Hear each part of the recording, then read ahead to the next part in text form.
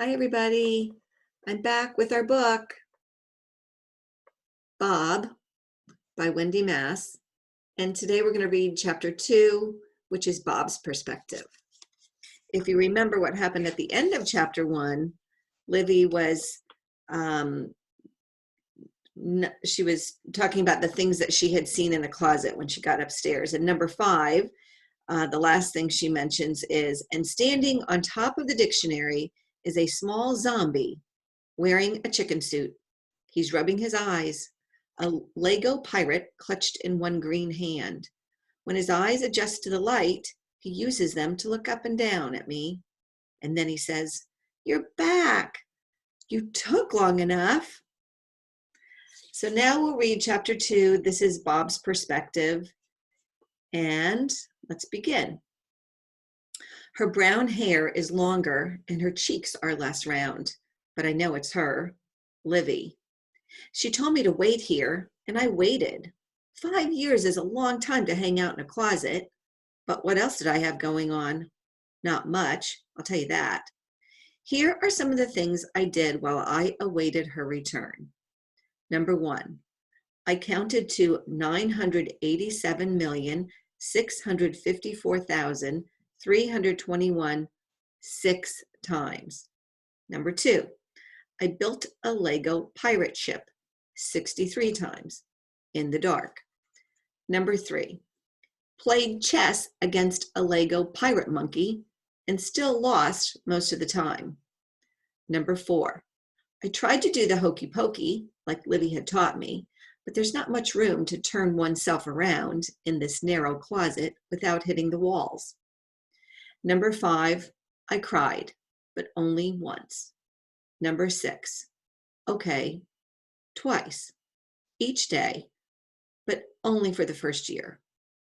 Number 7, I meditated a few times after hearing Gran play a self-help tape on the benefits of calming the mind. This was actually not bad, even though my legs cramped from sitting cross-legged. Number 8, I took a lot of naps, some lasting a few weeks at a time. Number 9, I thought of all the reasons that might explain why Livy didn't come back to me. A, so now he's listing these reasons. She was abducted by aliens, but I'm not convinced aliens exist.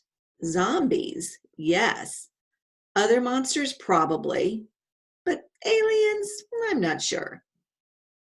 B, her family won the Saturday Lotto and went on the world's longest world tour. If so, she could have stopped here to pick me up. I am small enough to fit in an overhead bin in an airplane, and I do enjoy some nice salty peanut snacks. C, she discovered an ancient mummy in Egypt and got busy giving interviews. But I think I would have heard Gran Nichols talk about this on the phone. Gran is a loud talker, and I have excellent hearing. D, she got scared. But Livy is the bravest person I've ever met. E, she just didn't like me anymore. This is the one that led to the crying. But now she stands before me and she looks so sorry and surprised that it is hard to be mad at her. I still am, but less. You were all grown up, I say, letting the hand holding the Lego pirate swing behind my back. She flips her hair over one shoulder. Almost 11. You're a lot taller, and your face is not as mushy. She reaches out a hand toward me, but then lets it fall back. I am so sorry. You told me to wait for you in the closet. You said you'd be right back. She tilts her head at me, just like she used to do before when she was trying to puzzle something out. Did I really say I'd be right back?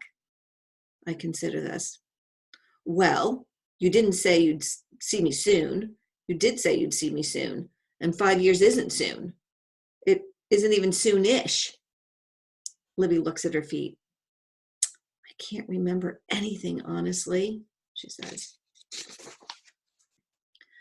I do not reply. What can I say? All I did for 5 years was remember, and all she did was forget. I narrow my eyes at her. This is not easy because I don't actually have eyelids. I focus on looking skeptical and nonplussed. I know words like skeptical and nonplussed and a whole lot more because for 26 minutes each afternoon, a little bit of sunlight shines through the door frame of the closet and I read the dictionary. If I'd known about the light, I'd have forgotten, I'd have, pardon me, if I'd known about the light, I'd have gotten further than the T's. She takes in my first stance and my disapproving expression and my toes tapping on the carpet. I'm laying on the guilt trip pretty heavy. Then she rolls her eyes and puts her hands on her hips. I was 5, she says. We hold each other's gaze until I sigh. She's right, of course. How can I blame her? She was this tiny slip of a girl, barely old enough to write her own name and tie her own shoes. I was 10 at the time. For the record, I'm still 10. I've always been 10 as far as I know. Still, Livy was the kind of 5-year-old who could get things done. Wasn't it Livy who found me and saved me? Wasn't it Livy who made me this chicken suit and taught me to walk in it? Wasn't it Livy who promised she'd help me find my way home? 5 years is a long time to wait, but if she could do all that when she was little, she must be able to do much more now. Maybe this time she will find my answers. Maybe this time she will get me home. And that's the end of chapter 2. I hope you guys enjoyed it. Make a prediction. Think about the story. Where is Bob from? Bye.